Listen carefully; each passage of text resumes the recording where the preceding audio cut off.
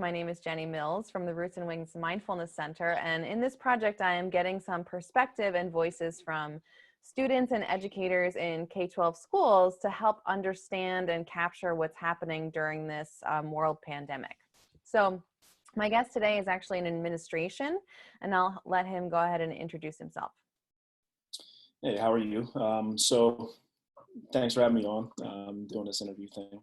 But I'm Vernon Davis. I'm currently kind of like a middle-level administration. So my official title is Supervisor of Curriculum and Instruction.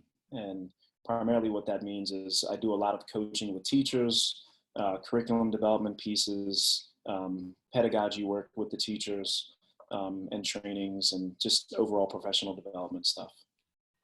And you're in a charter school? I'm in a charter school, so I'm in an urban charter school. It's a network of schools, and there's some really great things going there. I'm new there this year, so this is my first year there. It's been a weird year. It's been a weird year. Yeah, it really has been. And the fact that it's your first year there is really crazy. So you're working with coaching teachers. So what are the teachers going through right now? Like, what's the feedback you're hearing from all these teachers who pretty much like overnight have had to switch the way that they're teaching in general? I think it's been a lot. I think everybody's in the same boat.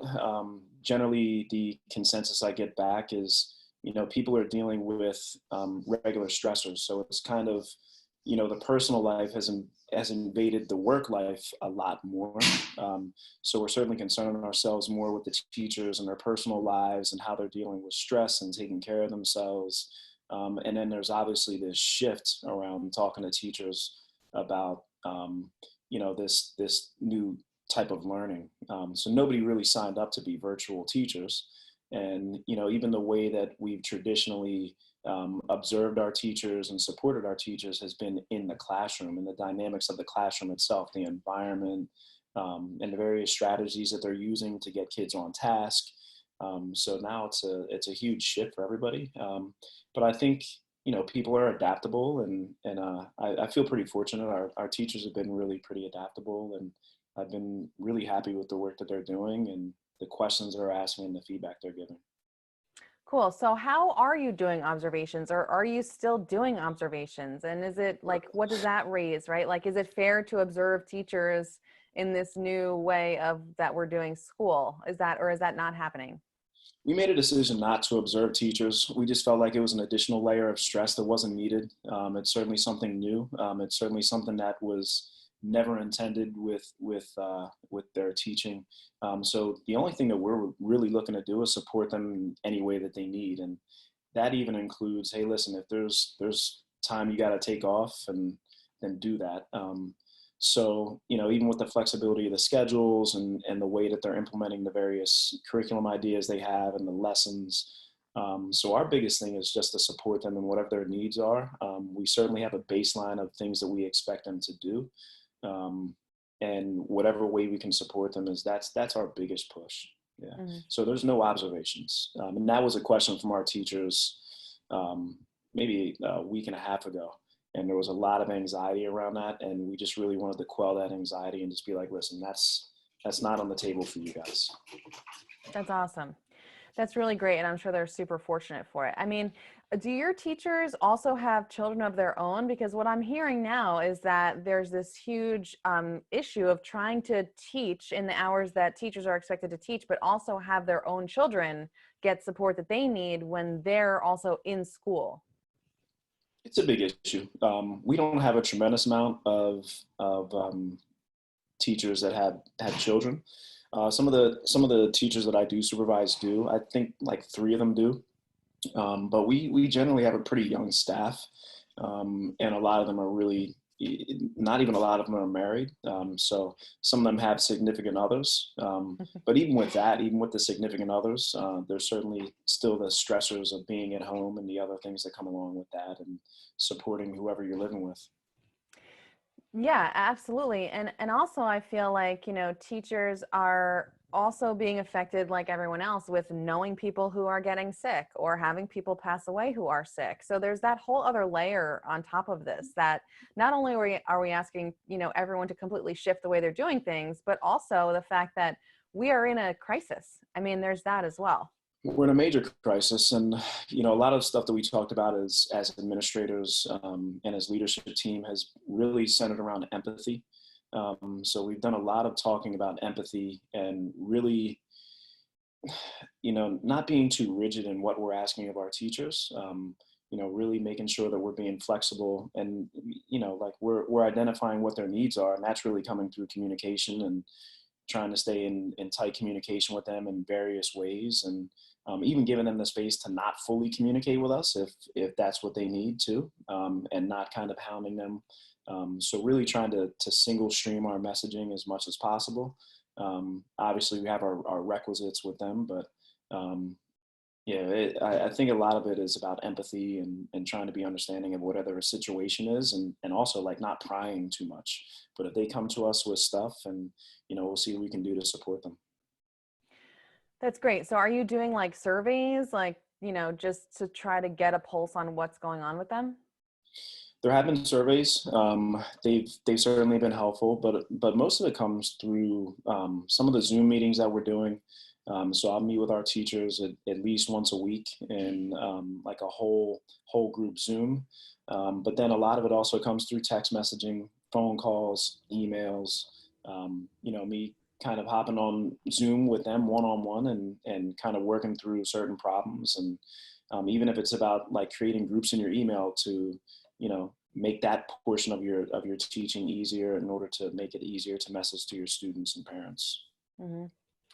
So just shifting to the students for a minute, do you have any advice or, something that you want to say to students, in your area, in this situation that are really struggling to kind of keep up or manage just the day to day of being in their house and, to this whole new way of doing things?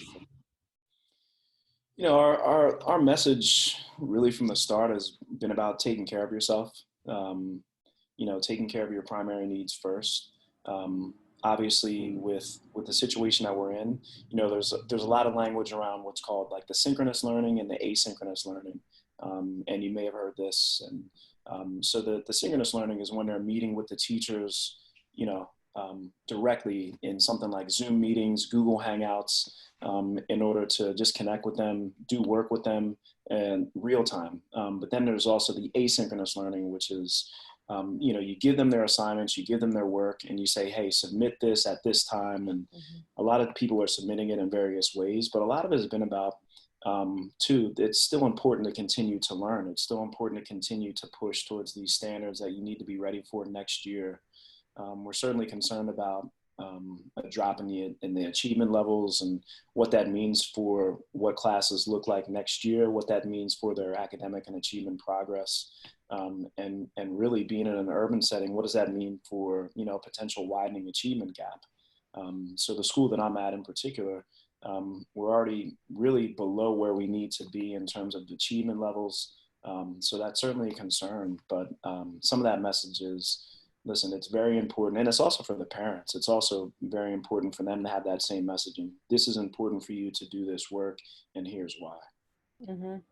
I'm also reading a lot about, students who are in urban settings really not having access to the technology and then sort of going missing, right? Like that a lot of our kids are kind of getting lost in the shuffle now that they're not required to be in school every day. And, districts are kind of like, how do we reach these kids? How do we get a pulse on these kids?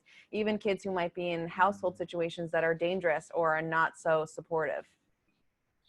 Yeah, and you can also include into that, families that are without homes. So in the urban setting, we certainly have some students that are homeless, living in shelters or group homes, foster kids. So there's all those dynamics, and for the education, for the educators, there's obviously these layers, and the first point of contact are the teachers. And so we've created various systems and layered these various systems in order to have our teachers reach out to them as much as possible, but not overdoing it. We've also heard some of that, like they're calling me every day and it's too much. So so it's like when we have knowledge about the families that we're not reaching, then we kind of escalate that to another level of reaching out. Sometimes that's even included, certified mail. really even physically sometimes going to the houses and seeing that everything's okay. So there's a lot to it, but there's layers to really trying to make sure we can keep in communication with them. And that's another one big message is communicate with our families, communicate with your kids, and not just touch base on the academic levels, begin with, the personal level. How are you? How is everything going? What are things like in the house, and are you guys okay? And that even included the meals. A lot of schools have done a really, really great job with continuing their food service and getting meals to families. And we've gotten a lot of really positive feedback about how beneficial that's been too. As far as the technology, we've been in a good situation. So our particular network is very big on technology. So we were already in a one-to-one setting where all of our kids have iPads. We already have a lot of programs that deal with technology. So there's a lot in our building centered around technology itself. And so it's still a shift, but we're getting there, and it's still new. It's still new for everybody. So I'll end with this question. That's all really great information. That's so awesome that you guys are doing so much to really wrap your arms around our kids and our families, especially during this time. They're really lucky to have you. What are you doing? How are you? And what are you doing to take care of yourself? Ba, ba, ba. I'm stressed. I'm stressed. No, so it's like, for me, certainly some of the things that I do to try to take care of myself. Obviously, with mindfulness practices, and recently that's as much as I wanted to say that I'm meditating every day, I'm really not. What that usually looks like is going outside at night and honestly, and in the morning, honestly, like listening to the birds. I know that might sound weird, but, getting out to be outside, being beneath the stars. And, some of those moments are the moments where it's like I feel at peace a lot more. But it's tough. I can't go to the gym. I'm used to going to the gym. Just like my kids, I'm still very active in sports. And so, the sports seasons are kind of squished. And, that would include when I would go to my kids' sporting events, which is also stress relief for me. So it's, there's reading, but yeah, I'm still kind of stressed, and there's still a lot of anxiety around what's happening with this and what does it look like for us economically, and what are the potential outcomes, a week from now, 2 weeks from now, a month from now. And so there's anxiety, and it's everybody. So then when you have that kind of little grouping of anxiety all bunched in one house where people can't have that release, and it's tough. Yeah, and I think that, there's some comfort in knowing that your house looks exactly like the house next to you, right? Like that the anxiety is there for everyone at just various levels. And, some people who are living with an essential worker, who are going in and out of being, a janitor in a store, or who are, being in the medical profession, right? So I feel like there are so many different like layers of all of this as far as the anxiety and the stress goes. So, one of the things that I've been talking about is just this non-identification with it, right? Like in mindfulness practice, we talk about the RAIN practice of dealing with strong emotions, like recognizing it, accepting that it's there, investigating it in your body, and then non-identification, where we're like, this is not me, this is not mine, this is just an emotion that's here right now. And there are hundreds of thousands of Americans, of individuals across the world who are feeling this way at this time. So that helps people a little bit to just feel like I'm not alone in this, Yeah, I mean, I think that's the one thing about it is like, it's not permanent, or at least we'd like to think it's not permanent. Right.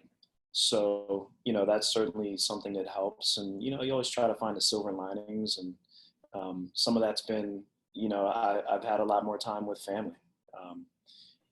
I've had a lot more time to deal with house projects and, doing certain things around the house that, would have been pushed till, later and maybe never even gotten to.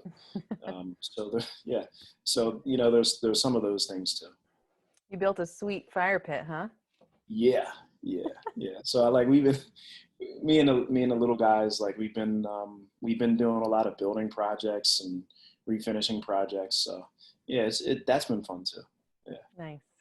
Well, thank you so much for your perspective. It's really important No, to me thank to you. get, the people who are really supporting the teachers, and then the students, because everyone is really connected. Yeah, thank you so much. I appreciate you having me. All right. Thanks so much, and I will talk to you soon. See ya.